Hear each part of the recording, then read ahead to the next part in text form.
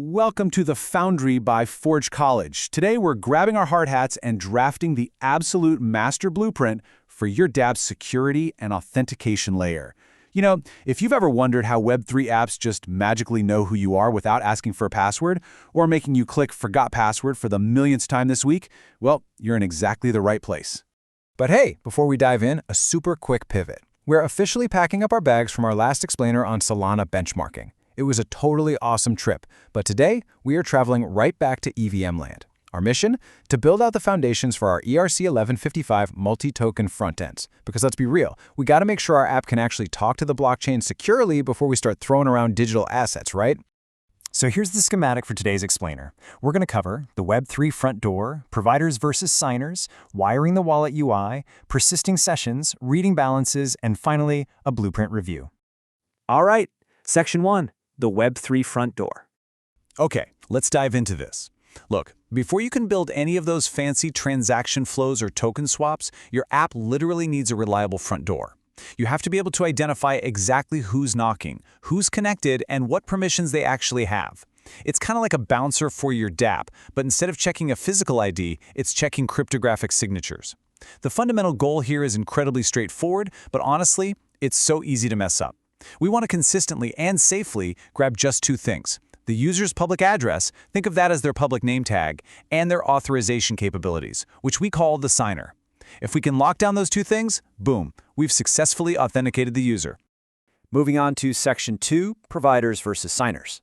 Now, to build this robust front door, we have to completely separate our read calls from our write calls. Guys, this is a massive stumbling block for beginners. But really understanding the difference between the two main tools in our drafting kit is going to save you literally endless debugging headaches later on. First up, we have the provider.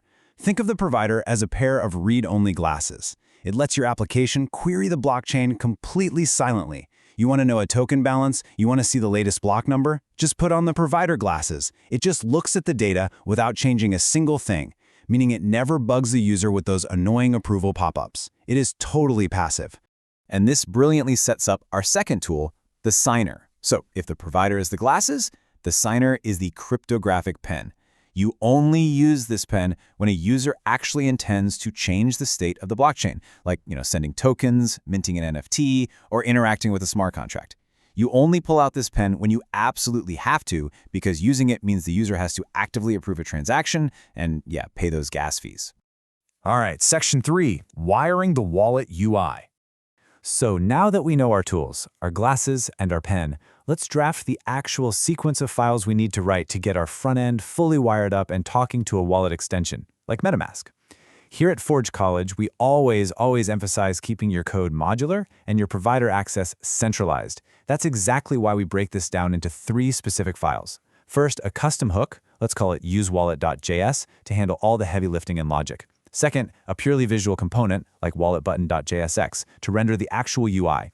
And third, wiring it all together in your main app.jsx entry point. Centralizing it like this is absolutely crucial because it guarantees every part of your app is using the exact same glasses and the exact same pen. So imagine your code is perfectly written. What actually happens when the user clicks that shiny connect button? Well, your injected wallet pops up to request account access. But remember this, and this is a huge distinction. This initial connection is just a prompt to authenticate and share the public address. It is not a transaction. There's no gas cost. You're literally just asking to see their ID. You are not asking them to sign a blank check for their life savings. Which brings us to Section 4, persisting user sessions. Okay, so what happens when a happy user inevitably hits refresh on their browser? In the old Web 2 days, a simple cookie just kept you logged in. But in Web 3, man, if you don't handle this right, they get disconnected instantly and have to click connect all over again. Super annoying, right? To fix this, we follow a strict blueprint for persistence. The golden rule here is the rule of least privilege. You only ever save the public connected address to the browser's local storage. You absolutely never, under any circumstances, persist the provider or the signer objects. Why?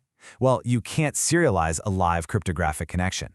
Trying to shove complex runtime objects into text-based local storage is basically a one-way ticket to a frozen, completely broken app. Instead of saving all those sensitive runtime objects, we use a neat trick called rehydration. When the app reloads, you just check local storage. If you spot an address saved in there, you silently ask the browser's window.ethereum object to re-establish the provider and signer in the background. It's kind of like making instant coffee, you know? You just add water, or in this case, the stored address, and boom, your user is seamlessly authenticated again without having to click a single thing. Section 5. Reading token balances. With our secure persistent session fully drafted, let's put our plumbing to the test. Let's read some actual ERC 1155 token data. We've got our user's identity. Now let's go see what's actually in their wallet. To do this, we'll use a function like read balances. Take a close look at the arguments here. We take our provider, remember, those are our read-only glasses, along with the smart contract address, the specific token IDs we want to check, and the user's account address. We then call the balanceOf function on the smart contract. Because we're using the provider, it securely fetches the data from the blockchain for free, completely silently, without ever needing the user's signer pen. And guys, the highly satisfying result of all that hook logic, provider abstraction, and rehydration is getting to display a real live token balance right on your front-end interface. I gotta say, there's something profoundly magical about seeing blockchain data successfully pop up on your custom UI for the very first time. It just never gets old. But web development is never perfect on the first try, is it? If you're staring at zeros instead of your actual balance, or your console is just vomiting red error text, run through this quick engineering checklist. First, check your network. If your contract is on a testnet, but your wallet is hooked to Ethereum mainnet, yeah, you're gonna get zeros.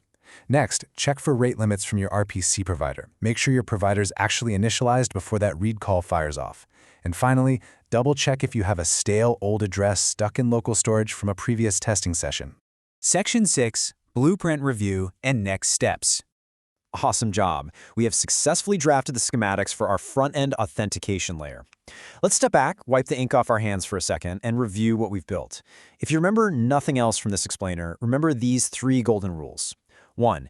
Always centralize your wallet hooks so your entire app shares the exact same source of truth.